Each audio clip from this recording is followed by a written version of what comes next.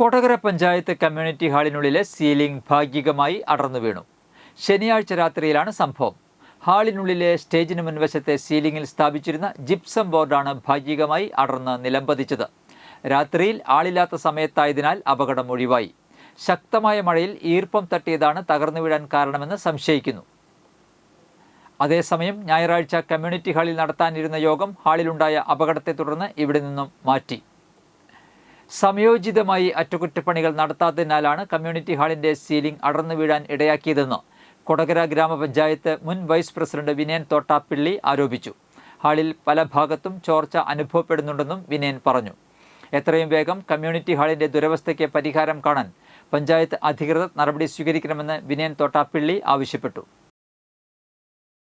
കൊടകര പഞ്ചായത്തിൻ്റെ കീഴിലുള്ള കൊടകര കമ്മ്യൂണിറ്റി ഹാളിൻ്റെ ഒരു ദയനീയമായ അവസ്ഥയാണ് ഇവിടെ കാണുന്നത്. ലക്ഷങ്ങൾ ചെലവാക്കി മെയിൻ്റനൻസ് വർക്ക് ചെയ്ത കമ്മ്യൂണിറ്റി ഹാളിൻ്റെ സീലിംഗ് കഴിഞ്ഞ ദിവസം ഇടിഞ്ഞു വീഴുന്ന ഒരവസ്ഥയാണ് ഉണ്ടായത്. ഇത് കാലാകാലങ്ങളായി മെയിൻ്റനൻസ് വർക്ക് നല്ല രീതിയിൽ നടക്കാത്തതിൻ്റെ ഭാഗമായിട്ടാണ് ഇങ്ങനെ ഈ ദുരവസ്ഥ ഈ കമ്മ്യൂണിറ്റി ഹാളിന് ഉണ്ടായിട്ടുള്ളത്. നമുക്കറിയാം, ഈ കൊടകര പഞ്ചായത്തിലെ പാവങ്ങൾക്ക് ആശ്രയിക്കാവുന്ന ഏകൊരു ഹാളാണിത്. മെയിൻ ഹാള് ചോർന്നൊലിക്കുകയാണ്, അതുപോലെ ഒരു ഭാഗം ഇടിഞ്ഞു വീണു. അതുപോലെ ഡൈനിങ് ഹാളും ഇന്നലെ ഞാൻ ഫംഗ്ഷന് പങ്കെടുത്തപ്പോൾ കണ്ടതാണ്, ചോർന്നൊലിക്കുന്ന അവസ്ഥയാണ് ഡൈനിങ് ഹാളിൽ. അപ്പോൾ എത്രയും പെട്ടെന്ന് കൊടകര പഞ്ചായത്ത് ഇതിൽ ഇടപെട്ട് കമ്മ്യൂണിറ്റി ഹാൾ നല്ല രീതിയിൽ പ്രവർത്തന സജ്ജമാക്കണമെന്നാണ് ഈ അവസരത്തിൽ സൂചിപ്പിക്കാനുള്ളത്.